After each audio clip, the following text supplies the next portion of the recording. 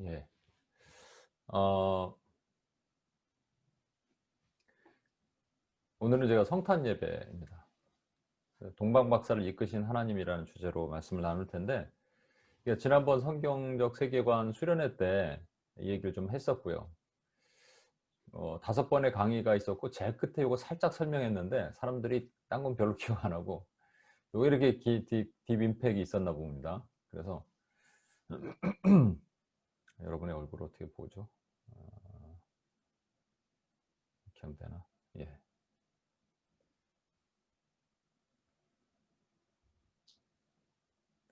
예, 그랬나 봅니다. 그래갖고, 오늘 이번에도 또 온라인으로 성경적 세계관 수련회를, 온라인으로 할 때도 이 내용을 얘기했는데, 이거에 대한, 이게 비전과 관련된 내용이거든요. 근데 오늘은 거기에 추가적으로 되게 중요한 포인트를 같이 얘기를 나누고 기도하고자 합니다. 성탄절 때 크리스마스 카드 여러분 주고받으시잖아요.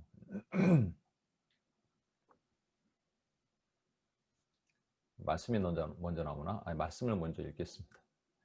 말씀 먼저 읽고 같이 하겠습니다. 마태복음 2장 1절에서 12절까지 말씀인데 저랑 교독하도록 하겠습니다. 헤로드 왕 때 예수께서 유다 베들레헴에 나심에 동방으로부터 박사들이 예루살렘에 이르러 말하되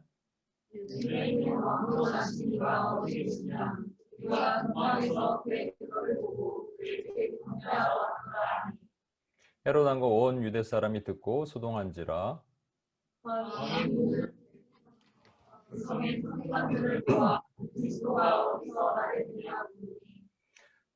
이르되 유대 베들레헴이니 이오니 이는 선지자로 이렇게 기록된 바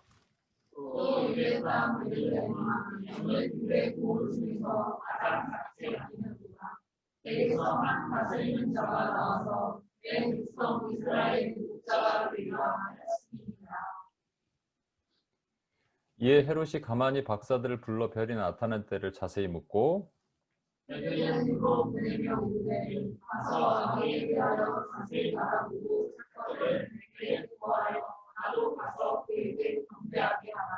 박사들이 왕의 말을 듣고 갈새 동방에서 보던 그 별이 문득 앞서 인도하여 가다가 악이 있는 곳에 머물러 서 있는지라.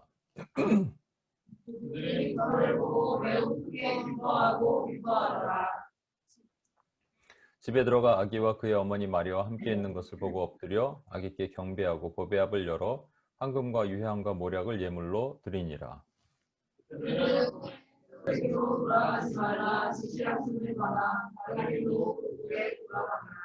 아멘. 여러분, 크리스마스 카드를 통상 이런 카드가 있죠. 이게 제가 놀라운 사실을 하나 발견했어요. 제가 한 5년 전에 이 말씀을 여러분과 함께 나눴습니다. 그리고 5년 전에 그걸 기억하시는 분이 별로 없고 그러기 때문에 제가 또 이제 다른 거로 정리를 해서 하면 될 것 같은데, 성탄 카드는 통상 이렇죠. 근데 요즘 이런 카드를 찾을 수가 없어요. 여러분 인터넷에 이런 카드 있는 한번 찾아봐 보세요. 찾을 수가 없습니다. 요즘 카드는 그냥 산타, 산타도 거의 없습니다. 그 선물에다가 크리스마스 추리에다가 별 좀 달아놓고 이런 것밖에 없어요. 해피 할러데이, 메리 크리스마스도 조금 작게 쓰고 해피 할러데이 크게 쓰고 이런 카드밖에 없습니다. 좀 슬픈 얘기입니다. 예수님의 탄생에 예수님이 없는 거예요. 그죠? 또 하나는 제가 이거는 나중에 여러분과 한번 고민해 보면서 지난번 성경적 세계관 끝나고 나서 제가 질문을 던졌는데, 도대체 왜 우리끼리 선물을 주고받나요? 여러분, 만약에 제 생일이에요. 제 생일에 여러분들 오셨어요. 그래갖고 왔는데 자기들끼리 밥을 먹어요. 이쪽에서. 저는 그냥 앉아 있고요. 그리고 여러분들끼리 서로 선물을 주고받아요. 아우, 예, 잘 지내셨어요? 이러면 저는 뭐가 되나요? 마치 그런 모습 아니겠어요? 예수님 놔두고 예수님은 그냥 배제시키고 우리끼리 왜 성탄절 때 선물을 주고받죠? 선물을 주고받게 한, 어쩌면 그 원흉이 크리스마스 카드에 있고요. 이게 잘못된 해석이 있는 거 아닌가 이런 생각이 듭니다. 통상적으로 크리스마스 카드 그러면 목자들이 있고 동방박사가 있고 아기 예수와 마리아가 있습니다. 이 장소도 잘 아시죠? 마구간입니다.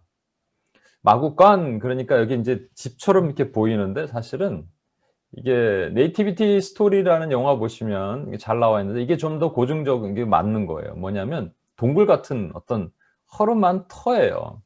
그곳에 그 뭐 나귀도 있고 양도 있고 이런 데다가 양들 밤에 되면 추우니까 그 안에 밀어 놓고 말들도 자기하고 하는 곳인데, 그 구유통에다가 강보에 쌓여서, 강보라는 것은 이 옷인데 옷을 찢어서 그것을 그냥 구유통에 넣어서 아기를 낳게 한 것이죠. 그 냄새 나는 곳, 뭐 이런 설교는 많이 들어보셨을 거 아니에요. 예수님께서 왜 하필이면 그 많은 곳에서 그곳에서 나오셨을까? 냄새 나는 곳에서. 뭐 여러 가지가 이유가 있겠지만 사실 이것이 포커스가 돼야 됩니다. 저도 메시지를 전하면서 예수님이 생략되면 안 되거든요. 근데 여기는 오늘은 잠깐만 말씀드릴게요. 빌립보서 말씀처럼 하늘 영광 다 버리고 이 땅에 비우고 낮추고 복종하신 주님께서 그것을 실천하시는 가장 낮은 곳으로 오셨어요. 가장 낮은 곳이라는 것도 의미가 있겠지만 저는 이런 생각이 듭니다. 구유통에 그 냄새가 엄청난대요. 그 실제 냄새가 안 나는 곳이 아닙니다. 그 닦을 곳이 없었으니까 그냥 거기다가 이렇게 누워서 아기를 누웠겠죠. 그런데 그 냄새 나는 곳이 사실 누구냐면 예수님이 이 땅에 오셔서 그냥 오신 게 아니라 우리와 하나가 되셨습니다. 그러니까 우리 몸 자체가 구유통이에요. 냄새 나는 거예요. 언제까지? 죽을 때까지. 천국 갈 때까지. 우린 냄새 나요. 여러분 죄 안 짓나요? 어저께 죄 안 짓었어요? 안 지었으면 오늘 괜찮을까요? 아니잖아요. 그러니까 우린 계속 냄새 나는 말구유통이에요, 사실은. 근데 그곳에 주님이 오셨다는 얘기는 우리를 채울하시고 끌어안으신다는 얘기죠. 네이티비티 스토리를 보면 여기 목자들이 있고 동방박사가 함께 등장합니다. 동방박사 예물이 있죠. 근데 이것은 뭔가 잘못되었다라는 것입니다. 제가 어제도 그랬는데 지난번 성경적 세계관 할 때도 수련회 할 때도 어제도 UPS 코리아 예배를 드리는데 제가 이 메시지를 전하니까 여러분들이 평상시 안 읽던 성경을 읽기 시작합니다. 막 뒤적거려요. 이상하다 이거죠. 김경환 목사 저 이단 같은 발언하는데 이상하다. 처음 듣는 얘기를 하는 것 같다. 처음 듣는 얘기가 아니라 여러분이 잘못된 세계관을 가지고 있어서 그렇습니다. 팩트 체크를 좀 하겠습니다. 첫 번째, 동방박사들은 마국간으로 가지 않았다. 두 번째, 동방박사들은 별을 따라오지 않았다. 세 번째, 동방박사들은 예수님이 계신 곳을 몰랐다. 첫 번째, 동방박사들은 마국간으로 가지 않았다. 이렇게 얘기하면 여러분들이 이게 뭔 얘기입니까? 이렇게 얘기할 건데 마태복음 2장 11절에 보면 집에 들어가 아기와 그의 어머니 마리아와 함께 있는 것을 보고 엎드려 아기께 경배하고 보배압을 열어 황금과 유향과 모략을 예물로 드리니라. 여기 보면은 분명히 집에 들어가라고 되어 있습니다. 이 집은 오이코스라 그래서 우리가 살고 있는 집을 얘기를 하는 겁니다. 이렇게 얘기하면 여러분들이 혹시 마국간을 그냥 집이라고 표현하지 않았을까요? 라고 얘기할 수 있는데요. 그래서 누가복음 예수님께서 마국간으로 갈 수밖에 없는 상황의 말씀을 한번 보도록 하겠습니다. 첫 아들을 낳아 강보에 쌓아서 구유에 누였으니 이는 여관에 있을 곳이 없음이로라. 그러니까 주무실 곳, 아기를 낳을 곳이 없기 때문에, 여관이 없기 때문에, 집이 없기 때문에 마국간으로 가신 거예요. 마국간이라는 기록은 없지만 강보에 쌓아서 구유에 누일 수 있는 곳은 마국간입니다. 우리가 말한 것처럼 아주 팬시한 집이 아니에요, 여러분. 그냥 이렇게 그 토굴 같은 것, 굴 같은 것, 이런 거. 그 당시엔 그랬어요. 그래서 여관에 있을 곳이 없었기 때문에, 그러면 이게 무슨 얘기냐? 누가복음과 마태복음을 섞으면 아까 보셨던 이 크리스마스 카드가 나옵니다. 누가복음의 등장인물은 목자들이고요. 천사를 만난 목자들이고, 이 마태복음의 등장인물은 동방박사입니다. 동방박사는 마국간으로 가지 않았다는 얘기는 목자들과 이 동방박사의 시간차가 있다는 얘기예요. 그걸 우리가 어떻게 하냐면 나중에 헤롯 왕이 목자들에게 왕이 그 별을 봤던 때를 물어보고 나중에 이 동방박사들이 떠나죠. 자기 나라로. 꿈에서 천사가 현몽하니까 떠나잖아요. 그러니까 헤롯 왕이 화가 나서 몇 살 밑에 아이를 죽입니까? 2살 밑에 아이를 죽인다는 것이죠. 실제적으로 고증을 하면 예수님의 탄생 연도가 AD 0년이 아니고요. AD 1년도 아니고요. BC 6년으로 거의 대부분 확정을 합니다. 여러 가지 이유가 있는데 뭐 24 반차를 따라서 사가랴가 그 순서대로 하는 그 사가랴의 반차를 역추적하면 그 세례 요한의 나이를 알 수 있고, 세례 요한보다 6개월 느린 예수님의 나이를 보면 그때가 세례 요한이 BC 7세기 7년 정도, 그다음에 예수님이 BC 6년 정도에 나오신 걸 알 수 있고요. 요세푸스의 기록에 의하면 헤로드 왕이요, 2살 밑에 아이를 다 죽인 이후에 죽어요. 갑자기 죽는데 그의 나이가 그때가 BC 4년이에요. 그렇다면 2살 밑에 아이, 그러니까 2년 전에 예수님께서 그 별을 보고 동방박사가 왔던 시점이 그로부터 2년 전이라면 예수님의 나이는 BC, 태어나실 때는 BC 6년이라는 것을 우리가 추정할 수 있는 것이죠. 그러니까 동방박사가 우리가 생각할 때는 이게 지금 같이 가는 거라고 생각했는데, 문제는 뭐냐면 요것 때문에 그런 것이죠. 목자들이, 아까 말씀드린 목자들이 봤던, 그래서 목자들은 마국간으로 갔어요. 그러나 동방박사는 마국간으로 가지 않았습니다. 그러니까 한 카드 안에 2개가 들어가 있으면 안 되는 거예요. 그래서 제가 이제 성경적 세계관 끝나고 나서 미션 태스크를 주면서, 이건 뭐 컴퓨터 그래픽 하지 않은 분들도 할 수 있죠. 근데 이번에 미나 자매가 이 케냐에서 선교사님이 요청을 해서 이렇게 고속도로 같은 데 보면 큰 사인판 같은 거 있잖아요. 거기에 미나 자매가 그 디자인한 이 크리스마스 카드가 이렇게 올라가 있습니다. 요번에 했는데 다 뺐어요. 동방박사도 빼고, 뭐 목자들도 빼고, 차라리 그 메시지 하나 딱 들어가 별 하나 들어가는 게 맞는 거죠. 예. 저 같으면 이제 이렇게 할 것 같아요. 동방박사만 넣는데 목자들 빼고, 어디다 넣냐면 그 집으로 들어가는 거지, 집. 아니면 동방박사랑 목자들, 그 나중에 설명을 드릴게요. 하고 집이에요. 마국간이 아닌 거죠. 그럼 사람들이 물어볼 거 아니에요. 넌 크리스찬들도 요 정도는 알거든요. 뭐 예수님이 마국간에서 나셨다. 그럼 물어볼 겁니다. 이거 뭐 카드가 잘못된 거 아니에요? 왜요? 뭐 예수님, 뭐 당신네들이 믿는 예수는 마국간에서 났다며요. 이때 설명을 해주는 것이죠. 이렇게 설명하면서 복음이 열릴 수 있거든요. 아무튼 여러분, 이 말씀 자체도 상당히 의미가 있는 말씀입니다. 여러분, 뭐냐면 지극히 높은 곳에서는 하나님께 영광이요, 땅에서는 하나님이 기뻐하시는 사람들 중에 평화로다. 제가 지지난주에 UPS에 있을 때 마지막으로 했던 말씀 기억하세요? 예수 그리스도 플러스 알파, 그 중에 평화가 있죠. 많은 사람들이 예수님이 평화의 왕이다라고 증거할 때 이 얘기를 합니다. 왜냐하면 땅에서는 평화다 얘기하지 않습니까? 천사도 얘기하지 않았습니까? 그러니까 예수님은 이 땅에 평화의 예수로 오셨고, 우리는 서로 평화스러워야 됩니다. 손에 손을 잡고, 손에 손 잡고, We are the world 이렇게 하면서 서로가 바라보면서, 불교도 잡고 뭐 이슬람도 손잡고 극단적으로 그렇게 간다는 것이죠. 여러분, 아닙니다. 여러분, 분명히 읽어보세요. 땅에서는 평화로다가 아니라 땅에서는 하나님이 기뻐하시는 사람들 중에 평화라는 겁니다. 하나님이 기뻐하시는 사람이 따로 있다는 얘기죠. 누구냐면 주님의 기준으로는 어린아이들, 제자들, 작은 자들, 주님의 신부들, 백성들, 제자들, 그들 중에 평화라는 거예요. 왜? 죽었는데, 샬롬이잖아요. 죽어야 되는데 죽지 않게 살려주신 그 평화라는 얘기입니다. 그러니까 이걸 갖고 뭐 내가 내 내면의 평화, 나와 자연과의 평화, 뭐 이상한 인본주의자들이 말하는 이 평화 얘기하면 큰일 납니다, 여러분. 아무튼 그래서 동방박사들은 마국간으로 가지 않았다는 사실을 여러분 아셔야 돼요. 이렇게 얘기하면 이제 혼돈이 오기 시작하는데, 그 다음에 팩트 2는 더 혼돈이 올걸요. 동방박사들은 별을 따라오지 않았다. 무슨 얘기입니까? 여러분, 이 말씀 아까 보셨던 말씀 있잖아요. 박사들이 왕의 말을 듣고 갈새 동방에서 보던 그 별이 문득 앞서 인도하다고 성경 기록하고 있지 않습니까? 여러분, 얘기할 수 있죠. 이 얘기는 뭐냐면 동방박사들이 별을 보고 이제 오다가 별이 없어져요.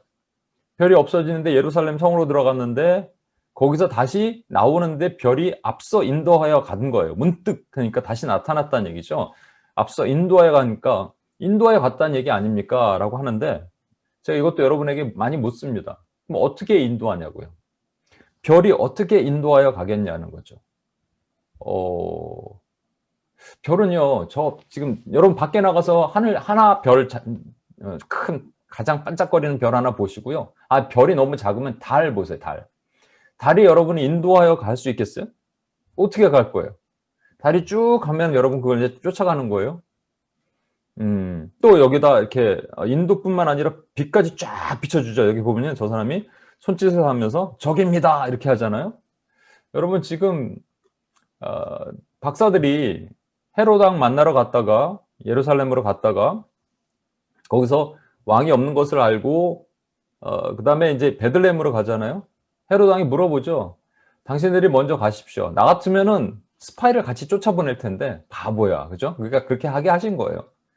헤롯 왕이 먼저 가서 경배하고 나도 좀 이따 갈 테니까 나중에 알려주세요 이렇게 얘기합니다. 근데 하늘에서 빛이 쫙 내려서 베들레헴의 그 집으로 쫙 비쳤다면은 그거 뭐하러 알려달라 그래요? 사람들이 보고 하겠죠. 왕이시여, 지금 우리가 집을 찾았습니다. 베들레헴 어느 집에 저 코너 돌면 세 번째 있는 집에 빛이 비쳤습니다. 그러면 그거 갖다 죽이면 되잖아요. 그쵸? 안 그랬습니까? 그래서 여러분 혹시 이렇게 생각했어요? 빛을? 드론 정도로. 우리 경현 형제가 들고 다니는 드론 갖고 이렇게 인도하는. 예? 그게 아닙니다. 왜 아니냐면요, 이 말씀 보세요. 헤로드 왕과 온 예루살렘이 듣고 소동한지라. 이게 지금 동방 박사는 분명히 별을 보고 왔는데 이 세상 사람들은 못 봤다는 얘기입니다. 왕과 온 예루살렘이 몰랐다는 얘기예요. 그래서 그들이 깜짝 놀란 거죠. 그 사람들은. 뭔 소리 하는 거야? 왕이 났다니, 별을 봤다니. 그럼 그들은 못 본 별이죠. 이 사람들만 본 별이란 얘기입니다. 그렇죠? 그럼 우리가 여기서 중요한 것을 하나 봐야 됩니다. 뭐냐면 동방으로부터 박사들이 예루살렘에 이르러 말하되부터 다시 봐야 돼요. 메이자이라 그러죠? 박사. 근데 여러분 왜 동방으로부터 왔을까요? 동방 박사? 서방 박사는 안 돼요. 서방 박사. 그리스에서 오면 서방 박사 아니에요. 애굽에서 오면 남방 박사인데 남방 박사는 안 되나요? 왜 동방 박사야 됩니까? 라고 얘기하니까 여러분 동방의 가장 끝, 예루살렘에서 동방의 가장 끝이 어딜까요? 얘기를 하면 한국입니다. 한국. 그렇죠? 일본은 이제 바다 건너니까 동방의 가장 끝이 한국이 됩니다. 그래서 그 시대, 예수님이 탄생하신 시대가 신라 시대거든요. 신라 시대에 복장을 한 사람들이 예루살렘에 들어와서 말을 타고 들어가고, 신라 시대 실제 보면요, 여러분 신라 시대에 나중이겠죠. 예수님이 이제 그 부활하신 이후에 복음이 들어가면서 신라 시대에도 복음이 들어갑니다, 여러분. 거기 보면 이런 또 문양들이 있어요. 여자가 아이를 안고 있는, 그래서 마치 이게 부처상이라고 생각하는데 딱 보면 예수님이, 마리아가 예수님을 안고 있는 상이고요. 십자가 문양도 신라 시대에 발견이 됩니다. 신기하죠? 근데 그런 것들을 다 어디다 갖다 놨냐면 그 절에다 갖다 놨어요. 그래서 크리스찬들이 그 절에 가고 기도를 한다고 합니다. 신라 시대 이 복장한 사람들이 얼마나 걸릴지 모르겠어요. 한 진짜 2년 걸린대요. 그래서 2년 정도 걸려갖고 와갖고 예루살렘으로 왔더라라는 지극히 민족주의적 생각을 하는 안타까운 사람들이 있습니다. 그게 아니라고 우리가 생각해야 될 이유가 뭐냐면, 일단은 동방으로부터 온 박사들이 누구냐면요, 이 박사들 그랬으니까 PhD 얘기하는 게 아니고요, 술사들, 특히 그 메이자이라는 건 머지션이라고 얘기할 때 우리가 사도행전 13장에 보면은 그 바예수라는 마술사가 그 바울을 대적하죠. 그 마술사 말할 때가 그겁니다. 이 박사들. 마고이라고 표현하는데요. 헬라어로는 마고이 또는 그 단순 마고스인데, 마고이라는 이것이 박사란 말이고요. 이 박사의 본 뜻은 점성술사입니다. 점을 치는 사람들입니다. 근데 우리가 점성술사 그러면 그냥 미아리 점집에 가서 점 좀 쳐주세요 이거 정도 생각하는데 그게 아니고요. 이 당시 점성술사들은요, 나라의 흥망성쇠를 결정하는 중요한 일에 디시전 메이커가 됩니다. 왕의 조력자가 되는 것이죠. 그리고 이 사람들은 왕의 진미를 먹고 왕 근처에 가까이 있어서 왕궁에서 거하는 사람들입니다. 그러니까 매우 높은 고관들입니다. 우리가 아는 남유다의 포로로 끌려왔던 다니엘과 그의 세 친구가 가장 총명한 아이들을 뽑아서 갈대아 학문을 가르쳤다고 돼 있잖아요. 물론 그들의 언어도 있지만 가장 중요한 것 중에 하나가 바로 이 점성술입니다. 갈대아 학문을 배운 그 아이들, 다니엘과 그의 세 친구가 왕의 진미를 먹고 왕궁에 거하잖아요. 그렇죠? 지혜로운 자로 불림받잖아요. 그게 박사들이에요. 그 박사들이 동방에서 왔다 그러면 그 당시 점성술이 가장 발전된 나라를 지역을 보면 되겠죠. 그때 문헌에 의하면 바로 메소포타미아, 지금 말한 바벨론, 뭐 이란 있는 페르시아, 그 바벨론과 페르시아가 있는 그 지역을 말하는 겁니다. 우리가 아는 그 다니엘의 세 친구도 마찬가지죠. 그래서 그 동방으로부터 박사들 그러면 우리가 추정하는, 이것은 물론 추정이지만 역사적인 고증을 통해서 가장 가능성 있는 곳이 어디냐면 동방 그 얘기입니다. 그 메소포타미아, 고대 근동 지역. 제가 그 구글로 찍어봤어요. 지금 바그다드에서, 이라크 바그다드에서 예루살렘까지 얼마나 걸리냐 했더니 직선거리가 1000km더라고요. 직선거리니까 뭐 자동차로는 그렇게 갈 수 있을지 몰라도 이렇게 막 옛날 길은 꼬불탕 했을 거 아닙니까? 1000km가 훨씬 더 되겠죠. 1000km라고 잡더라도요, 낙타를 타고 왔을 겁니다. 근데 이들은 낙타를 타는데 이들은 이들은 매우 고위 관직이죠. 고위 관직인데 종들도 같이 수행자들이 따랐을 겁니다. 그들은 뭐 걸어왔겠죠. 그러니까 낙타가 이 사람 걷는 거리에 맞추려면 4km에서 5km, 시속 4km에서 5km 정도 걸어야 되니까 전체 걸리는 거리가 200시간에서 250시간 정도 걸린다고 볼 수 있습니다. 근데 그거는 완전히 한숨도 안 자고 걷는 거리고요. 중간에 반만 걷고 반은 잤다면 그 여행 거리는 400에서 500시간 되는 것이죠. 400에서 500시간을 3주 정도 된다고 보면 됩니다. 3주에서 한 달. 근데 그것이 직선거리가 그런 거고요. 만약에 꼬불탕 했다면 적어도 2달 정도는 되는 거리를 그들이 이동해 왔다고 보시면 되는 겁니다. 동방에서 온 사람들이에요. 2달 이동했다는 것은 별을 보고 바로 출발해도 2달 후란 얘기고요. 나중에 말씀드리겠습니다만 별을 보고 바로 출발하지 않았다라는 것을 알 수가 있는 것이 아까 말씀드린 것처럼 별이 나타난 시점을 헤롯 왕이 물어보죠. 그리고 2살 밑에 아이를 죽였다는 얘기는 별이 언제 나타났다는 얘기입니까? 2년 전에. 예루살렘에 들어가기 2년 전에 별이 나타났다라는 것이죠. 만 2년이 될 수 있겠죠. 뭐 1년 1개월도 2년이니까. 그러니까 넉넉 잡고 2살 밑에 아이를 죽였는데, 그렇다면 뭐 그 기간은 정확하게 모르지만 박사들은 별을 보고 왔는데, 두 번째 중요한 거 보십시오. 유대인의 왕으로 나신 이가 어디 계시냐? 우리가 동방에서 그의 별을 보고 그에게 경배하러 왔노라. 별을 따라왔다가 아니고요. 별을 보고 왔다는 겁니다. 중요한 단어. We saw his star. 그러니까 우린 봤다. We followed가 아니라 우리는 we came to follow가 아니라 we saw예요. 그냥 별을 보고 왔다는 얘기입니다. 별을 보고 decision making이 됐다는 거예요. 우리 결심하자, 가자 이렇게 된 겁니다. 그럼 이 사람들은요, 박사라니까 점성술을 치는 사람들이고요. 헤롯 왕이 성이 요동했는데 그들의 눈에 보이지 않은 것이 이들의 눈에는 보였다는 얘기입니다. 이들은 매일같이 별점을 치고 별의 자리 하나 움직임도 매우 신중하게 보던 전문가들입니다. 오늘날로 말하면 뭐 하버드 대학 출신의 전문가일 수 있어요. 각 분야의 전문가일 수 있어요. 이게 비전과 어플라이를 한다면요, 여러분도 각 분야의 전문가들이잖아요. 여러분이 잘하시는 거 하나님이 직업을 주시고 공부하게 하시고 한 것들이 다 있잖아요. 그 분야의 전문가들이 다른 사람은 모르는 거예요. 다른 사람은 못 보는 건데 그 사람은 볼 수 있는 것이죠. 예전에 이용훈 선교사님이 저한테 얘기해 준 게 있었어요. 노래를 이렇게 하는데 이렇게 뭐 어떻게 했더니 제 기억도 잘 안 나네. 뭐 이렇게 했더니 조금 다른 소리를 내더라 이렇게 하면서 이렇게 얘기하시는데 나는 그게 그거 같더라고. 근데 여러분은 전문가들은 알잖아요. 우리 비전문가들은 모르잖아요. 그죠? 그러니까 전문가들이 아는 그것을 보고 왔다라는 것이죠.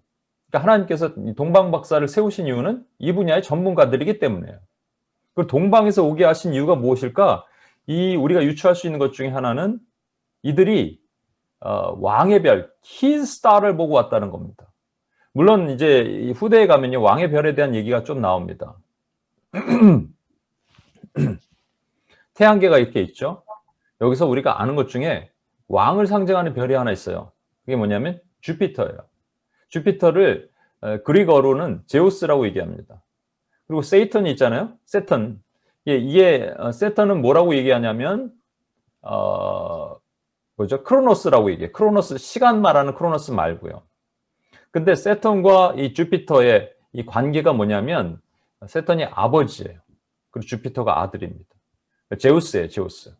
제우스는 신들의 신이잖아요. 가장 높은 신이잖아요. 이건 그리스 신화입니다. 그리스 신화 자체도 사실은 추적추적 올라가면 어딘가에서 구전된 얘기가 흘러내려온 게 있죠. 그건 좀 이따 말씀을 드리고. 이 세턴이 아주 이상한 신이에요. 그래서 지가 아들을 낳으면 자꾸 잡아먹어.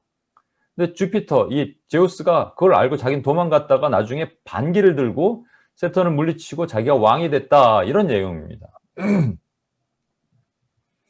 이것의 추적이 고대 근동에서 올라가면 메소포타미아에서부터 쭉 나오거든요.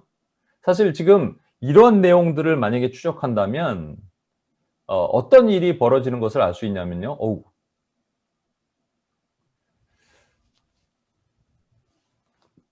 어떤 별이 초신성이 빵 터진다 하더라도 우리 눈으로 보일 거 아니에요. 그렇죠? 와, 하늘이 밝아졌어요. 이렇게 할 것이고. 또는 어떤 분들은 이 별이 나타나는 게 실제 나타난 것이 아니고 꿈이나 환상일 것이다. 그렇다면 꿈이나 환상에서 천사가 나타났다고 성경은 분명히 기록할 겁니다. 왜 그런 줄 아세요? 꿈이나 환상에서 천사가 나타나서 지금 예수님의 나심을 증거한 사람들이 있습니다. 그 사람들이 누구냐면 사가랴, 세례 요한의 아버지, 그리고 마리아, 그리고 아까 맞던 목자들 전부 천사가 나타나서 수태고지를 하는 거예요. 예수님 나심을 증거하는 거죠. 그런데 동방박사는 그렇다는 말이 없습니다. 별이 나타난 거예요. 그렇다면 별이 나타나게 하신 이유가 있는 거죠. 우리는 별이 막 큰 별이 서츄라이트처럼 쫙 비치면서 가는 것 같지만 실제적으로는 그게 아니라는 것이죠. 이게 망원경 만든 케플러가 1600년도 중반에 활동하다 죽었는데요. 그 시대에 손으로 수계산을 해갖고 이 날짜를 계산했다는 것이 참 놀랍습니다. 오늘날에는 이게 아주 쉽대요. 이 천문학을 공부한 사람들은 컴퓨터로 시뮬레이션 하면 바로 이 날짜가 나온다는 것이죠. 무슨 얘기냐면요. 목성과 토성이 있는데 목성이 왕이고 토성이 그의 원래 아버지지만 경쟁자잖아요. 목성과 토성이 만나는 날을 이 사람들은 고대 근동 사람들은 큰 일이 있는 날로 여깁니다. 목성과 토성은 20년 만에 한 번씩 만난대요. 20년 만에 한 번씩 만났는데 그냥 만나는 게 아니라 그냥 쑥 지나갈 수 있는데 만나는 게 아니라 계속 같이 있으면서 우리 눈에는 싸우는 것처럼 엎치락 뒤치락 하는 것을 싸우는 것처럼 보이는 날이 854년 만에 한 번씩 있다고 얘기합니다. 엎치락 뒤치락해서 싸우는 그 엄청난 일이 있는 날을 854년 만에 있고요. 엎치락 뒤치락은 아니더라도 같이 이렇게 많이 붙어 다니는 날이 400년마다 한 번씩 또 있다고 얘기해요. 20년마다 있지만 좀 이렇게 구체적으로, 그리고 태양빛에 의해서 잘 보이지 않는데 잘 보이는 날이 매우 중요한 것인데 그 날이 언제인 줄 아십니까? 오늘이에요, 여러분. 오늘. 그 지금 밖에 나가서 경현 형제는 망원경을 쫙 당겨갖고 보면 이렇게 보입니다. 이게 보일 거예요. 놀랍죠? 저도 깜짝 놀랐어요. 오늘이야. 어제 한국은 어제고요. 여기 여러분 이제 이쪽 반도에서. 그래서 내일은 없어지니까 빨리 가서 하늘을 쳐다보세요. 네. 놀라운 일이 있죠. 854년이 지난 1700년, 1703년이 한 번 있었고, 그리고 돌아가면 언제가 되냐면 컴퓨터로 시뮬레이션 해본 결과 BC 6년이 되는 겁니다. 그때 하늘이 요동하는 일이 있었어요. 동방박사 보고 깜짝 놀랐죠. 그리고 얘기하는 겁니다. 왕이 나셨다. 그럼 그들이 어떻게 왕이 나셨다라는 걸 알 수 있을까요? 왕이 나셨다면 그리고 어딜 가면 돼? 애굽이나 어디 인도나 이런 데를 가면 되지 왜 예루살렘으로 가나요? 그럼 우리가 추적할 수 있는 것, 합리적인 추론이 뭡니까? 그들이 알고 있던 어떤 비밀이 있었는데 별이 움직이면, 별이 어떤 요동이 있으면 왕이 나신다는 얘기를 그들이 알 수 있었겠죠. 알 수 있었던 그 근거가 뭐냐면 바로 이겁니다. 발람 아시죠? 여러분, 발람과 발락 얘기가 민수기에서 22, 23, 24장에 무려 길게 나오는 거 아세요? 이건 뭐 얘기냐면요. 발락이라는 모압의 왕이 있었어요. 근데 이스라엘 백성들이 거기를 지나갔어요. 지나가니까 그냥 놔두면 되는데 저주에서 그들에게 저주를 받도록 하고 싶은데 자기는 그 능력이 없으니까 가장 뛰어난 점성술사, 가장 뛰어난 박수무당을 데리고 와서 저주를 시키면 되겠구나 라고 생각했더니 그게 메소포타미아, 지금 말하는 고대 근동의 가장 뛰어난 점성술사가 있었습니다. 그게 발람이에요. 그를 데려옵니다. 데려와서 저주를 해달라는데 발람이 어떻게 하나요? 축복을 합니다. 3번이라고 걸쳐서. 그리고 그 마지막에는요, 축복도 아니고 예언을 하는데 그 말씀이 이겁니다. 내가 그를 보아도 이때 일이 아니며 내가 그를 바라보아도 가까운 일이 아니로다. 이때 일이 아니고 가까운 일이 아니라는 것은 먼 훗날 얘기죠. 종말이 어떤 중요한 얘기겠죠. 그게 뭐냐면 한 별이 야곱에서 나오며 한 규가 이스라엘에서 일어나서 모압 이쪽에서 저쪽까지 쳐서 무찌르고 또 셋의 자식들을 다 멸하리로다. 이 예언을 해버린 겁니다. 그러니까 발락이 화가 나서 그랬는데 이 예언을 한 발람이 고국으로 돌아가요. 메소포타미아로 돌아갑니다. 나중에는 다시 이제 모압 땅으로 와서 모세에게 죽게 되지만 이 메소포타미아로 돌아갔을 때 본인이 본인 얘기를 한 거를 기억했을까요? 못했을까요? 했겠죠. 이 예언이니까. 예언하고 나서 그것을 고민하면서 사람들한테 얘기하기 시작했을 겁니다. 이게 뭔 얘기인지 모르겠는데 지금 이런 일이 있었어. 그게 BC 1300년 정도 된다면 그로부터 600년 후가 다니엘과 다니엘의 세 친구가 포로로 끌려왔을 때입니다. 그리고 600년 후가 지금 이 사건이 있는 거예요. 그러면 그 600년 기간 동안에 거기에는 거룩한 소문이 돌았을 겁니다. 다니엘 얘기가 돌았겠죠. 세 친구 얘기가 돌았겠죠. 풀무불 들어가도 죽지 않는 사람, 누군가 인자 같은 이가 돌보는 그런 사건, 사자굴에 들어가는데 죽지 않아. 그 다니엘은 하루에 3번 예루살렘을 향하여 기도를 하는데 그 예루살렘이 뭐야? 사람들이 모르겠는데 몰라. 작은 나라가 있대. 그런데 우리 발람이라는 사람의 예언을 통해서 보니까 한 규가 야곱의 한 별이 야곱에서 나온대. 그 야곱의 백성이 바로 이스라엘이고 이스라엘 수도가 예루살렘이야. 라고 얘기를 했던 그 증언들이 전원됐겠죠.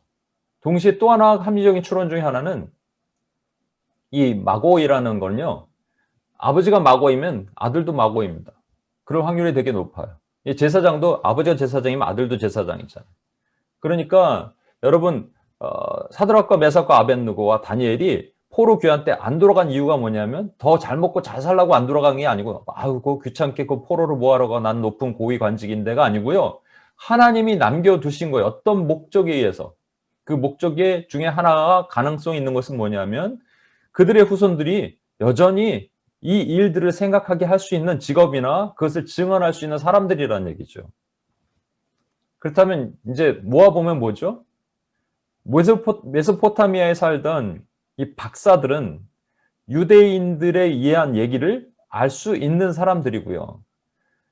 별이 움직이는 큰 요동이 일어나면 왕이 나신다는 것을 알 수 있는 사람들이고요. 그런 프로페셔널들이고요.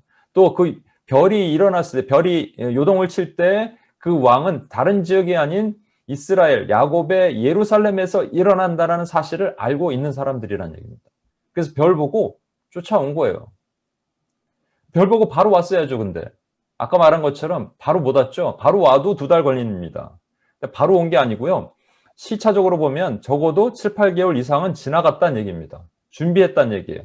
왜냐하면 여러 가지 또 이것도 추론입니다. 그들은 여러분 왕궁에 관한 아주 중요한 직책을 가진 사람들이에요. 왕한테 허락받아야 됩니다. 저희가 지금 좀 다녀오겠습니다. 잠깐 마실 나갈 수 있는 게 아니에요.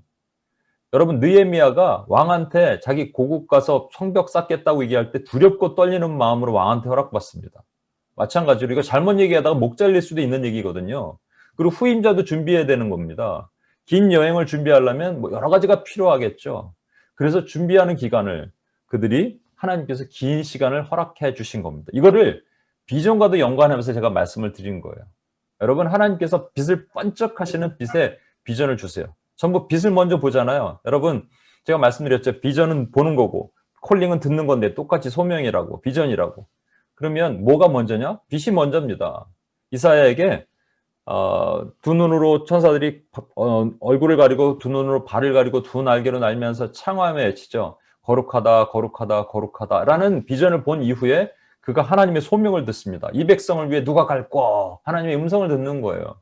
바울도 비전을 먼저 보고 눈이 멀잖아요. 그리고 주님의 음성을 듣죠. 다 그랬습니다, 여러분. 모세도 떨기나무 타는 그 비전을 보고 그 다음에 신을 벗어라 라고 말씀하시면서 하나님의 비전을 듣는 겁니다. 그렇다면 이게 중요한 게 뭐냐?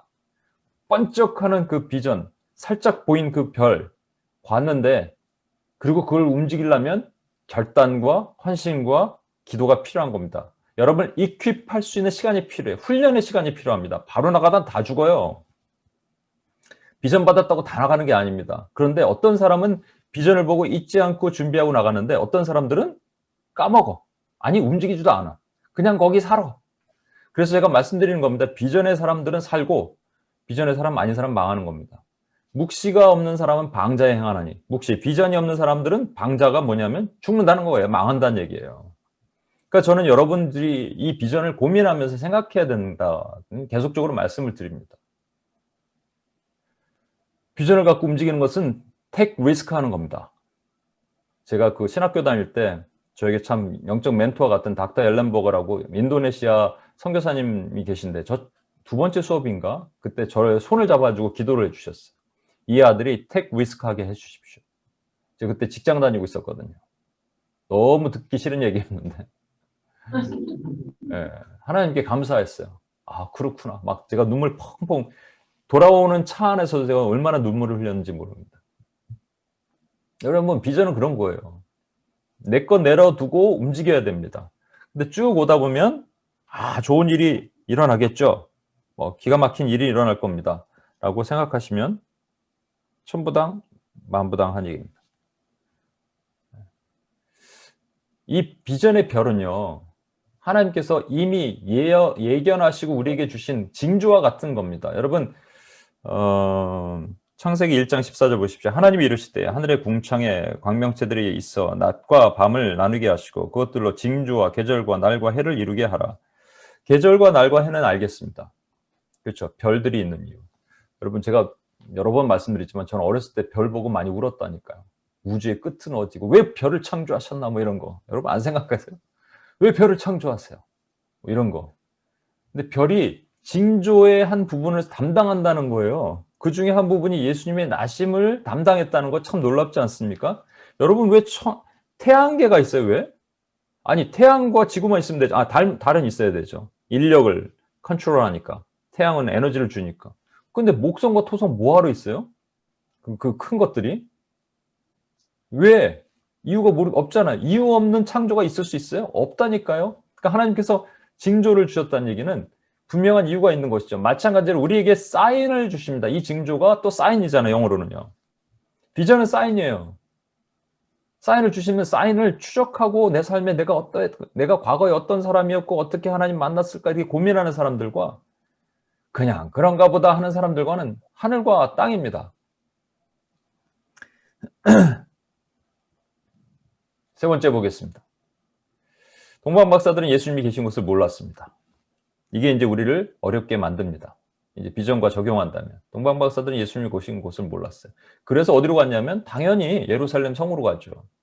저와 여러분이 비전의 별이 이끌고 가면 어디로 가냐면 아는 곳으로 갑니다. 다 make sense 하는 곳으로 가죠. 근데 그게 아닙니다. 남들 다 가는 곳으로 뭐하러 가요, 우리가? 하나님이 우리를 set apart 시키셨다니까요. 스페시픽하게. 그러면은 그게 아니잖아요. 나를 창조하신 하나님의 신명막측한 나를 존재의 이유가 있구나라고 고민하면서 그게 어딘가를 생각해야지 남들 다 가는 예루살렘 성을 뭐하러 갑니까? 화려한 조명과 스포트라이트 받는 예루살렘을 뭐하러 가요? 거기에는요, 짝퉁밖에 없어요. 헤로드 왕밖에 없어요, 여러분. 동방 박사들은 예수님이 계신 곳을 몰랐어요. 모르고 갔습니다. 그런데 어떻게 알았어요? 거기 갔더니 사람들이 얘기해줘요. 이 사람들도 신기한 거예요. 바리새인과 대제사장들과 서기관들을 부릅니다. 헤로드 왕이. 그래서 왕이 어디서 나느냐 물어봐요. 메시아가 어디서 나느냐. 그랬더니 베들레헴입니다. 이거 뭐 개차반 아니야 이것들? 아니 베들레헴입니다. 그럼 가야죠.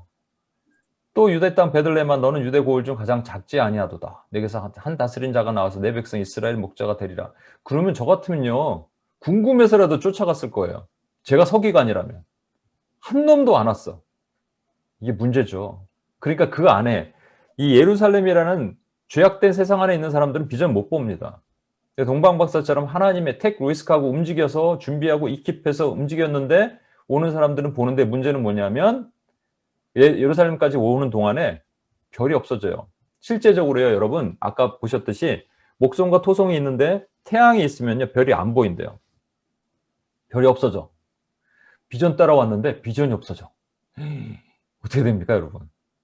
와, 이때부터 이제 원망하는 사람, 돌아가겠다 하는 사람, 포기하는 사람, 별의별 사람들이 다 나타날 겁니다. 하나님이 이렇게 쉽게 주실까요? 쉽게 주면 감사한지도 모르고요. 능력도 없어요. 그러니까 고민하면서 계속 기도하면서 비전의 별이 잇따라온 믿음을 가지고 가는 사람들에게 하나님이 다시 별을 보여주시는 거예요. 제가 이거를 지난 수련회 때도 얘기했는데 10절의 말씀 먼저 볼게요. 그들이 별을 보고 매우 크게 기뻐하고 기뻐하더라. 왜? 박사들의 왕의 말을 듣고 갈새 동방에서 보던 그 별이 문득 앞서 인도하여 가다가 악이 있는 곳에 머물러 서 있는지라. 이거 오해하시면 안 됩니다. 이게 문자적으로 써 있다고 문자적으로 해석하시면 보세요. 이렇게 악이 위에 별이 있잖아요. 이렇게 얘기하면 또 드론 얘기를 또 해야 돼요. 제가. 드론 얘기 하지 않게 해주세요. 예. 이거는 은유적으로 표현한 거예요. 다시 별이 나타났다는 걸 맞는 거예요. 이게 근데요. 천문학적으로 또 시뮬레이션 해보니까 다시 별이 나타나는 타임이 있다는 거 얘기합니다. 다시 별이 나타나요. 그냥 기뻐하죠. 비전도 마찬가지예요. 비전을요, 포기할 쯤 했을 때 어디로 갈지 알지 못해. 베들레헴이라는 얘기를 들었는데 이 베들레헴이 어디냐 알지 못하고 있을 때 비전의 별을 번쩍 하시면서 다시 보여주십니다. 예, 그래서 비전의 사람들은 이렇게 가는 거예요. 양파 껍질이라고 얘기했죠, 비전은. 까도 똑같은 것 같은데 안으로 들어가고 있는 거죠. 그래서 우리는 안으로 들어가고 있는 삶을 사는 겁니다. 고민하는 거예요. 그때 하나님 별을 다시 보여주시는 거죠. 근데 그들이 어떻게 기뻐했는지 보십시오. 그들이 별을 보고 매우 크게 기뻐하고 기뻐하더라. NIV보다 NSAB가 이걸 더 멋지게 해석을 했어요. They rejoiced exceedingly with great joy. 이거는 말은요. 신구약의 통틀어서 딱 한 번 이것밖에 없습니다. joy를 두 번, 그래서 이게 이제 70인 번역으로 하면 그 히브리어는요. 예를 들어서 삼가 듣고라는 말이 우리말에 삼가 듣고인데 듣도록 듣고 원래 직역하면 그렇게 해야 되는 겁니다. 마찬가지로 기뻐하도록 기뻐하라 뭐 이런 표현으로 이 직역이 될 수 있을 정도로 이게 엄청난 말이에요. 그러니까 그들이 왜 기뻐했느냐? 없었던 비전이 다시 나타나니까. 우리 안에 여러분 소망이 없으면 사람이 죽잖아요. 그렇죠? 근데 다시 우리 가슴을 뛰게 하는 것. 제가 그래서 이번에 사람들한테 많이 물어보고 얘기하면서 이번에 사실 그 성경적 세계관 못 들은 분들을 위해서 제가 1박 2일로 짧게 하려고 그래. 1박 2일 수련회. 아니 하루 수련회든 하여튼 아침부터 밤늦게까지 어디 가서 하던 여러분들이야. 하여튼 다 들으십시오. 그래서 이 가슴을 치게 한, 내 가슴을 요동케 하는 별이 있어야 됩니다. 있으세요? 성현자매 있어요? 있다고 그래주세요 좀. 예.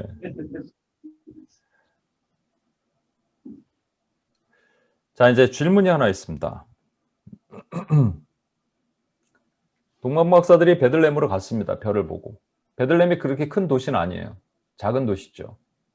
그런데 아까 말씀드린 것처럼 시간이 꽤 지났죠. 1년은 넘었고 2년은 안 됐어요. 있는 그 시간에 아기는 벌써 어느 집으로 들어갔습니다. 마리아와 요셉은 어느 집에 들어가서 살고 있었을 겁니다. 어딘지 어떻게 알고 갔을까요, 여러분? 동방박사 바로 집으로 갔거든요. 어딘지 어떻게 알고 갔을까요? 이것이 오늘 제가 또 드리려는 두 번째 키워드예요. 핵심이에요. 어떻게 알고 갔을까요? 1번, 천사가 꿈에서 나타나서 가라고 했더라. 2번, 아까 보셨던 것처럼 별이 서치라이트처럼 쫙 비쳐서 그 집 위로 비쳤더라. 일단 1번이라면 분명히 그런 건 기록은 기록으로 남기게 하실 겁니다. 왜냐하면 헤로당이 이걸 깨닫고 나서 헤로당이 그 집에 가서 먼저 경배하라고 했을 때 천사가 나타나서 떠나라고 얘기하거든요. 그런 기록이 남잖아요. 그런 얘기는 매우 중요한 얘기이기 때문에. 그런 기록이 없어요. 그냥 베들레헴으로 갔더니 아기 있는 곳에 머물러 서 있는지라를 보고 들어갔다는 얘기입니다. 아기 위에 머물러 서 있는 곳을 보려면 그럼 그들 눈에만 빛이 쫙 보였을까요? 뭐 그럴 수도 있을 겁니다. 사실은 그건 그럴 수도 있어요. 근데 저는 또 한 가지 가능성 있는 얘기를 좀 하고 싶어요. 이들의 일행은 매우 많은 일행입니다. 종들까지 일행했으면 30명이 됐을 수도 있고요. 또 뭐 그보다 적을 수 있지만 복장부터 틀린 사람들이 멀리서 낙타를 타고 오는데 사람들의 눈에 띄겠죠. 그럼 사람들이 누구십니까? 물어볼 수도 있고 누구지? 얘기할 수도 있습니다. 근데 먼저 동방 박사들이 가서 묻겠죠.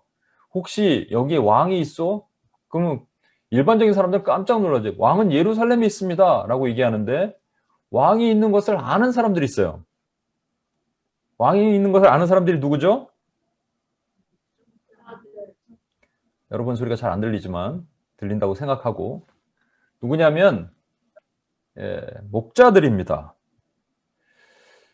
이게 2년 전에 천사들이 먼저 목자들에게 나타나요. 목자들에게 나타나서 이렇게 얘기합니다. 빨리 가서 마리아와 요셉과 부유의 누인 아기를 찾아보고 천사가 자기들에게 이 아기에 대하여 말한 것을 전하니 듣는 자가 다 목자들이 그들에게 말한 것을 놀랍게 여기되 마리아는 이 모든 말을 마음에 새기어 생각하니라.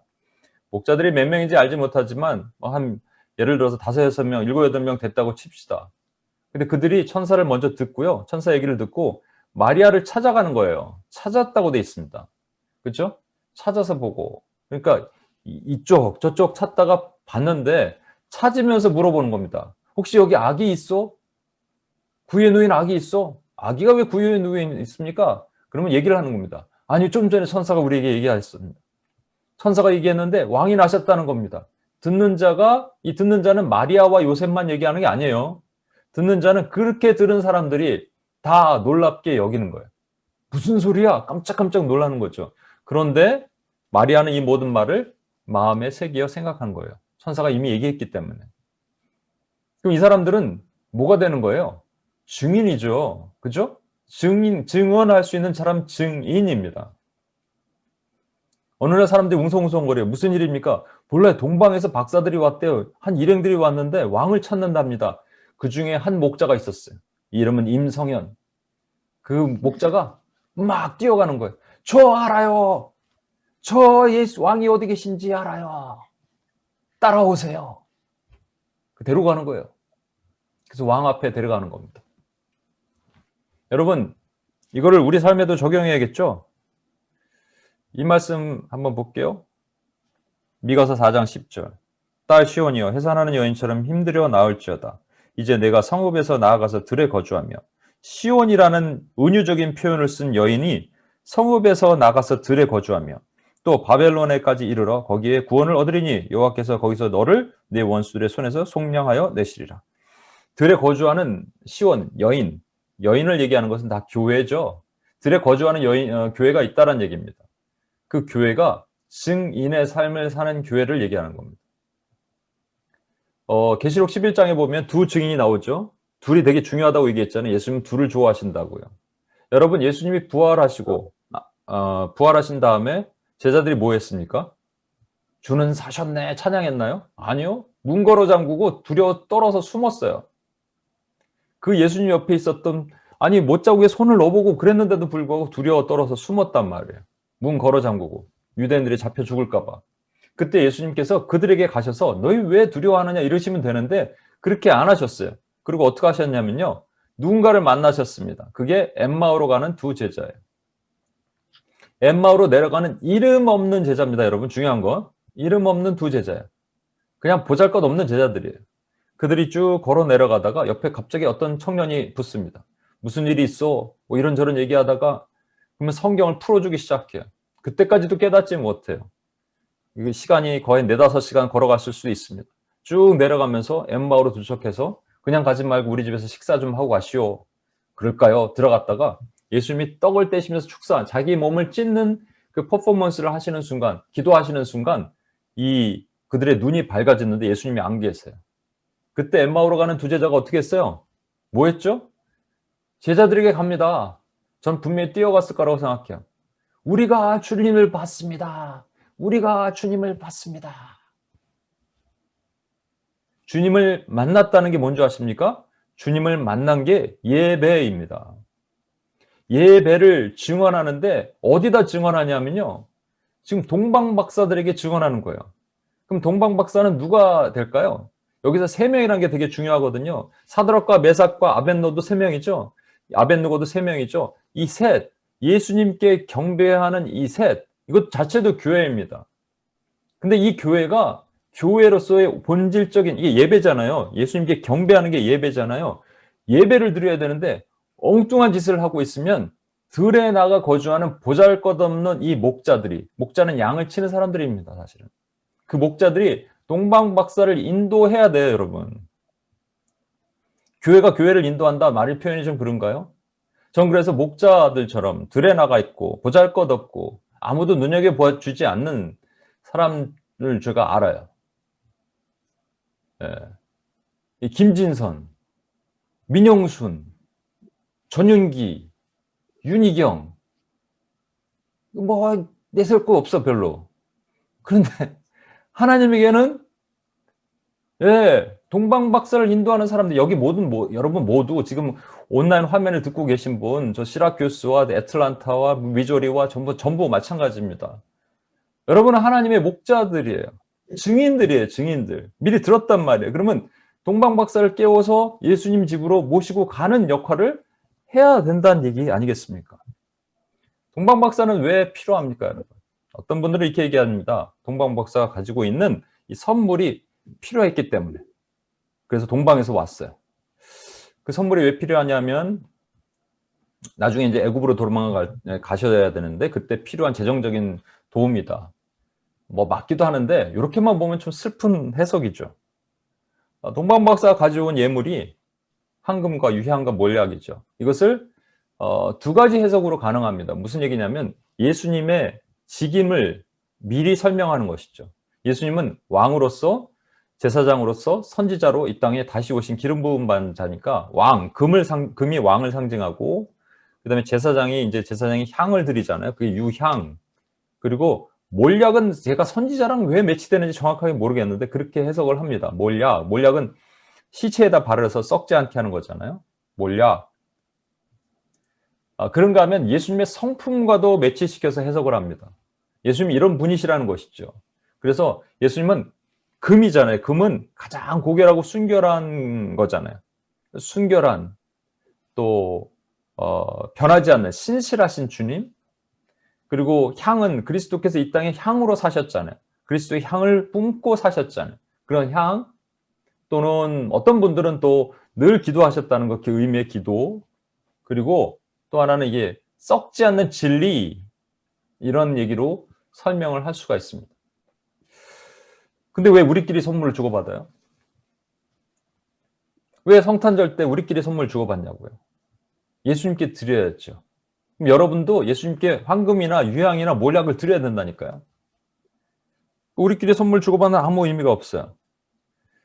아까 말한 것처럼 주님이 그러하십니다. 주님은 성품이 이러시고 직임도 이러십니다. 주님은 왕, 제사장, 선지자십니다. 또는 주님은 순결하시고 주님은 변함이 없으시고 주님은 그 향기가 아름다우신 분이십니다. 저와 여러분이 해야 되지만 이걸로 끝나면 안 되는 거예요, 여러분. 이걸로 끝나면 오늘날 교회가 망가진 이유가 여기 있습니다. 그거 하지 말란 얘기 아닙니다. 맞아요. 그런데 이게 나한테 적용이 되지 않는 삶은 아무 의미가 없단 말이에요. 우리가 그렇게 되기를 원합니다. 주님이 그러하셨듯이 우리도 그렇게 되길 원합니다를 얘기를 해야 돼요, 여러분. 그래서 제가 중요한 그림 하나 보여드릴게요. 우리가 잘 아는 말씀처럼 마태복음 6장 24절에 보면 한 사람이 두 주인을 섬기지 못한다 주님 말씀하시면서 너희가 하나님과 재물을 겸하여 섬기지 못하리라. 우리의 원이 있잖아요, 소원. 우리의 소원은 하나님과 재물을 조금만 겸하여 섬기고 싶은 것. 그죠? 이게 안 된다는 거예요. 두 번째는요. 계시록 5장 8절에 보면 그 향이 뭔지 설명하고 있어요. 향이 천국에 올라가면 24장로들이 어린 양 앞에 엎드려서 검은고 찬양을 연주하고 그리고 향이 가득한 금대접을 드리는데 그것이 성도들의 기도라는 거예요. 그러니까 찬양과 기도는 같이 가는데 이 향은 기도를 상징합니다. 그래서 분향단에서 일반 제사장이 냄새 맡으면 바로 죽이셨습니다. 한 명도 그렇게 한 사람이 없으니까 죽지는 않았겠죠. 예, 바로 냄새 맡으면 죽인다. 그러니까 기도가 나를 위한 기도, 내 목적과 나의 정욕을 위한 기도는 하나님이 죽이신다는 얘기예요, 사실은. 세 번째 뭐죠? 첫 번째 재물이면, 두 번째 기도면, 세 번째는요. 이런 말씀이 있습니다. 썩어지지 아니하는 하나님의 영광을 썩어질 사람과 새의 형상인가요?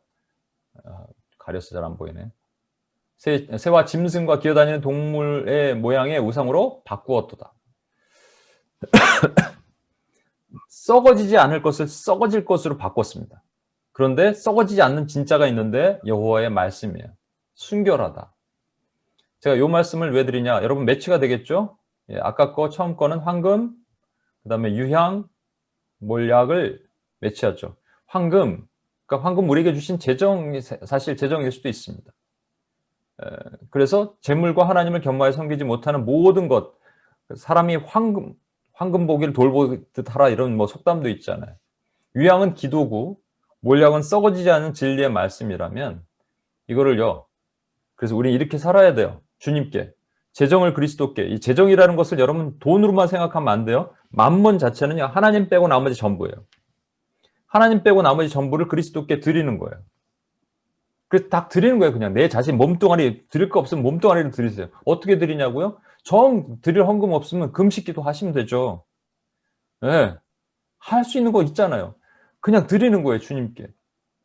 나의 비전, 나의 목표, 나의 삶, 나의 자녀, 나의 부모, 나의 남편, 아내, 나의 커리어, 나의 경력고 모든 영광, 성공, 성취 주님께 드리는 거예요. 이게 재정이라고 제가 얘기했지만 이게 만몬 모든 것들입니다. 그리고 기도를 주님께 드리는 거죠. 기도는 나를 위해서 냄새 맡으면 죽는다니까요. 그러니까 하나님께 드리는 기도예요. 하나님 나라를 위해서 드리는 기도. 세 번째, 순결을 그리스도께.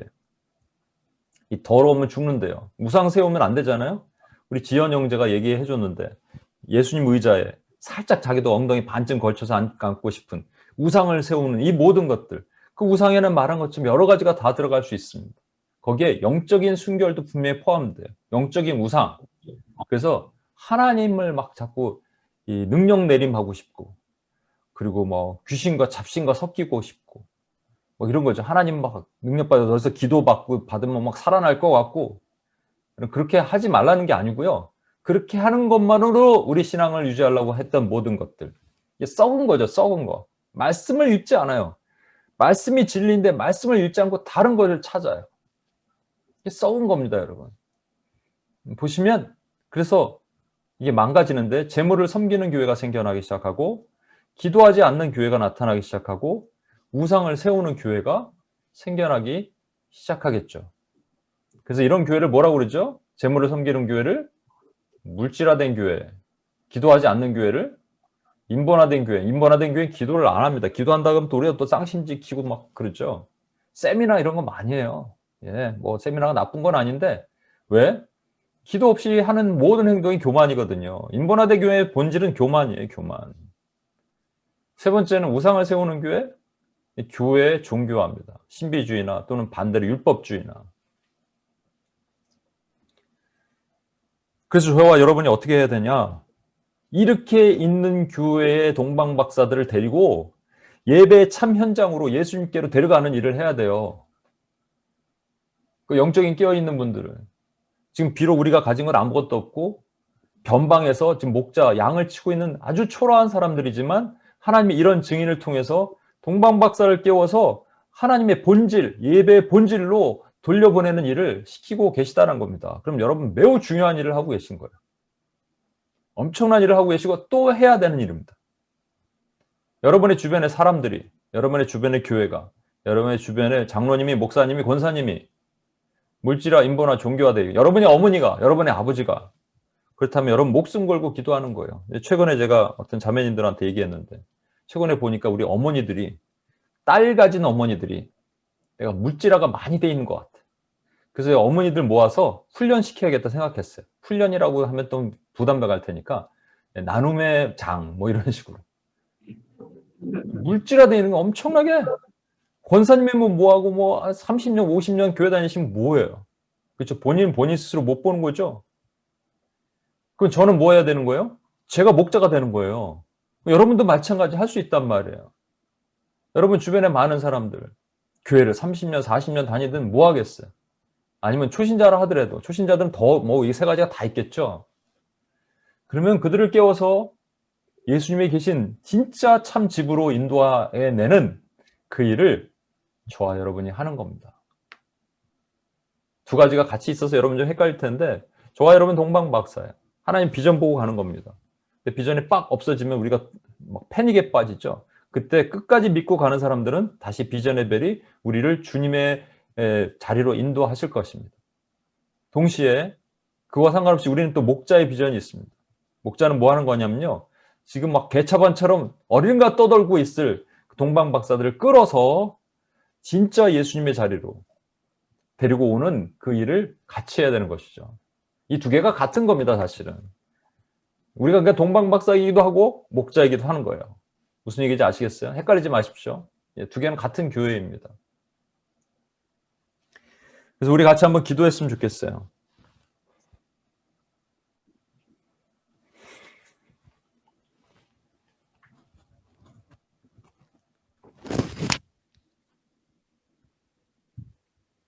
우리 같이 한번 기도할까요?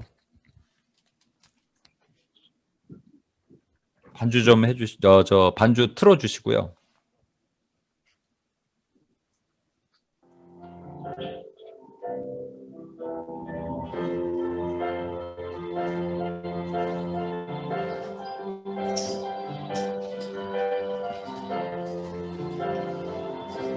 여러분 먼저 우리가 동방 박사가 되는 것으로 생각합시다.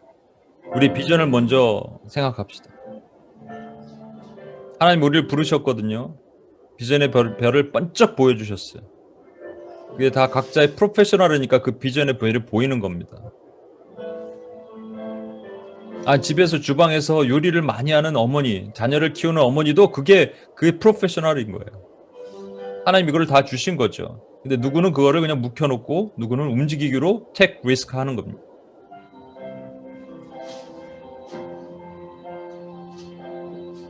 이퀴하는데 시간이 많이 걸립니다. 준비하고 가는데 어려움이 있습니다. 그리고 그 별이 우리를 예루살렘으로 인도한다고 착각하고 살아요. 예루살렘은 예수님이 안 계십니다. 오해하지 마십시오. 예수님은 베들레헴에 계십니다. 그리고 그 별이 없어져요. 두려워하고 낙심하지 마십시오. 비전의 사람들은 매일 비전을 선포하는 사람들은 하나님 다시 별을 보여주시면 여러분들이 기뻐하고 기뻐하였더라. 그렇게 하게 하실 것입니다. 우리 이 시간 같이 한번 여러분의 비전을 선포하고 하나님 지금은 제가 모호하고 잘 모르겠습니다. 그러나 하나님 아버지 고민하겠습니다. 저에게 보여주셨던 이미 보여주셨고 또 했는데 제가 착각하고 모르고 살았던 거 다시 보여주시고 깨닫게 하시고 일어나게 하시고 준비하게 하시고 하나님 떠나게 하십시오. 하나님 그것을 보게 하십시오. 우리 그렇게 한번 기도하며 주여 한번 외치고 기도하며 나가겠습니다. 기도하시겠습니다.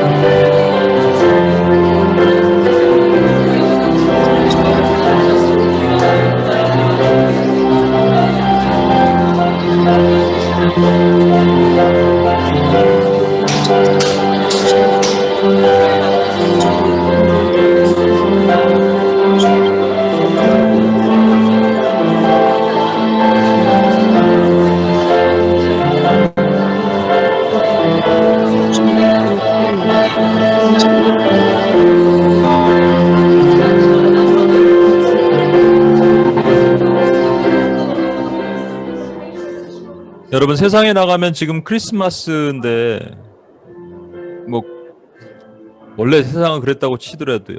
코로나 때문에 저는 정말 어저께 UPS 코리아 예배드리면 너무 죄송했어요. 하나님께. 5명이 그 최소 인원만 모여서 온라인으로 예배를 드릴 수밖에 없는 상황입니다. 원수한테 막 그 휘둘리는 당하는 것 같고 아무것도 할 수 없는 무기력함에 정말 마음 죄송했습니다. 근데 우리 예수님께 선물을 드려야 될 거 아니겠어요? 왜 우리끼리 선물 주고받나요? 예수님께 드려야 되잖아요. 그럼 뭘 드릴까요? 내가 가지고 있는 예수님 하나님 외에 재물을 겸하여 섬길 수 없다 그랬는데 그 재물은 모든 겁니다. 그걸 황금으로 드리는 거죠. 유향, 내 기도를 드리는 거예요. 몰약, 썩지 않는 내 안에 있었던 우상들을 다 잔재를 지워버리고 주님이 나를 그 말씀으로 정결케 하신 나의 순결을 드리는 거죠. 우리부터 그렇게 서야 됩니다. 여러분부터 그렇게 서야 됩니다. 우리부터 결단하고 나가야 됩니다. 우리가 동방박사라면 주님 앞에 이렇게 드리려고 그게 우리 비전의 최종 목적이 돼야 됩니다.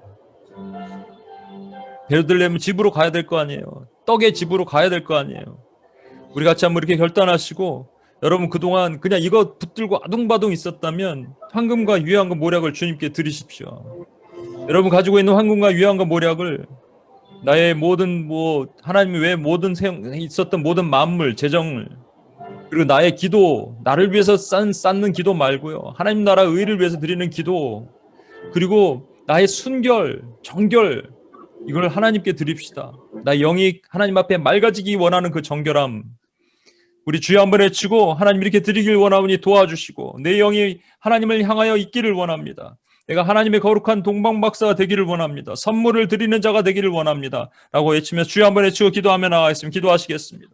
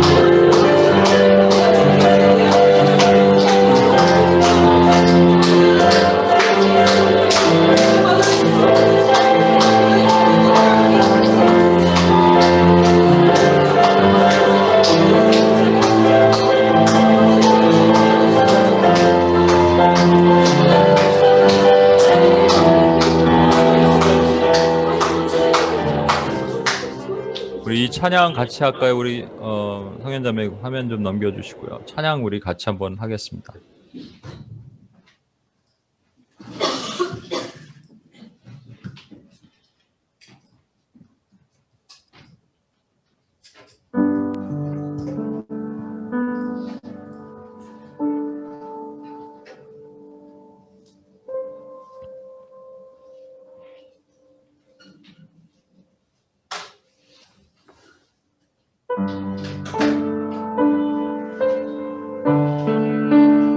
우리 리플레이에 계신 분들 자리에서 일어나셔서 우리 예수님만 생각합시다. 예수님만.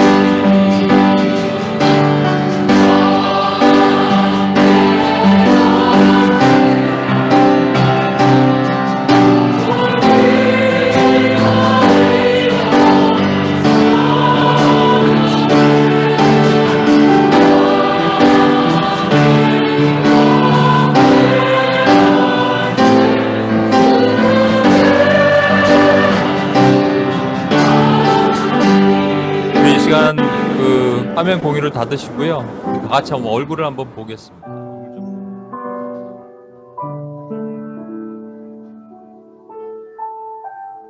우리 엎드려 절하세 찬양 다시 한번 할 텐데 맨 끝에는 주님께로 할게요. 우리 이 폐역한 세대 가운데 하나님의 영광의 이름이 땅에 떨어진 세대 가운데 우리 다시 한번 그 주의 이름을 높이며 엎드려 절하세, 손 들고 찬양해, 그리고 마지막에는 소리쳐 선포해로 우리 한번 이렇게 찬양하고 나가겠습니다. 우리 손을 높이 드실 분들 드시고 마지막으로 이렇게 찬양하겠습니다. 엎드려 절하세.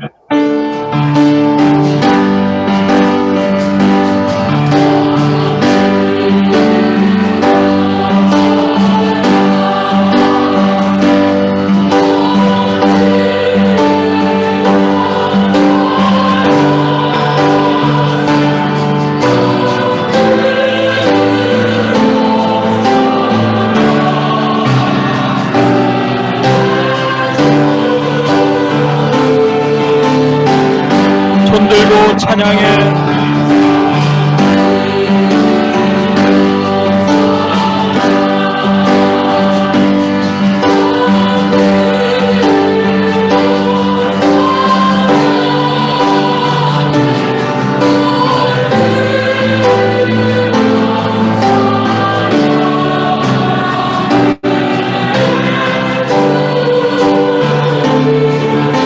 소리쳐 선포해.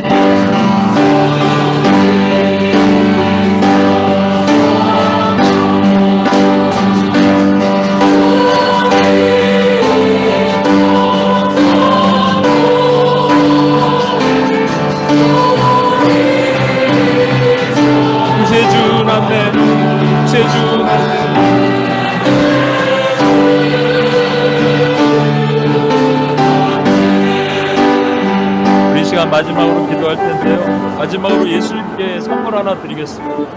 선물 하나 드릴 텐데요. 예수님이 가장 기뻐하신 선물이 뭘까요?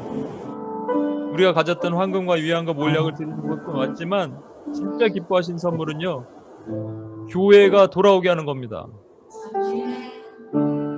동방박사들이 돌아와서 예배를 회복하게 하는 일이에요. 물질화 인보나 종교화된 교회들이 그곳에서 돌아와서 주님께 온전한 예배를 회복하도록 하게 하는 일들이 하나님 가장 기뻐하시는 일입니다. 저와 여러분이 목자로 부르심을 받았어요. 하나님 부르셨어요. 그냥 들판에 나가서 살 수밖에 없는, 보잘것없는, 우리는 박사도 아닌 그냥 그런 사람들인데 하나님 이런 분들을 들으셔서 하나님의 놀라운 일을 만드셨으면 이걸 하나님께 선물로 드립시다. 여러분 결단하고 그렇게 하겠습니다. 여러분 결심하고 나가는 거예요. 멀리부터 볼 필요 없어요. 물론 열방 끝 구석까지 나갈 수 있지만 가까운 곳부터 시작해서 우리 교회부터 시작해서 내가 기도하고 그렇게 하기를 원합니다. 결단하고 기도하는 거예요. 하나님이 하게 하실 때까지. 하나님, 그래서 내가 무너진 성벽을 수보하는 하나님의 수보자가 되고, 하나님이 저 흩어져 있는 그 동방박사들을 모아서 하나님, 예수님이 살고 계신 그 집으로 모시고 가는 일을 내가 하겠습니다 라고 결단하는 이 귀한 선물을 예수님께 드리도록 나갔으면 좋겠습니다. 우리 주여 한번 외치고 마지막으로 기도하겠습니다.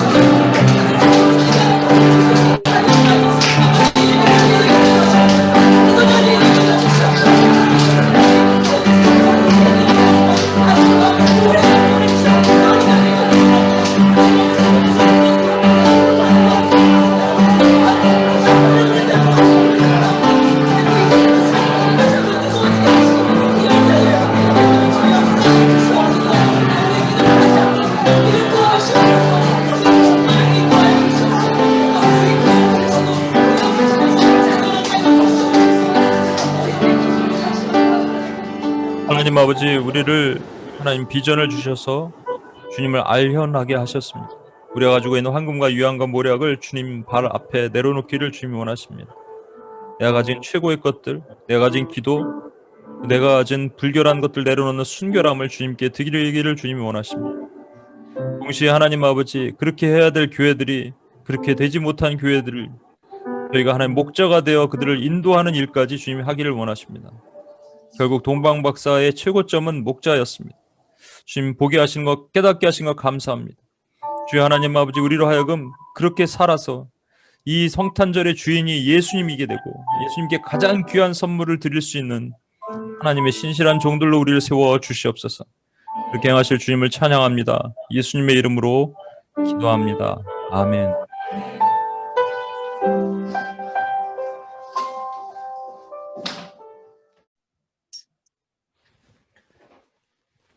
예.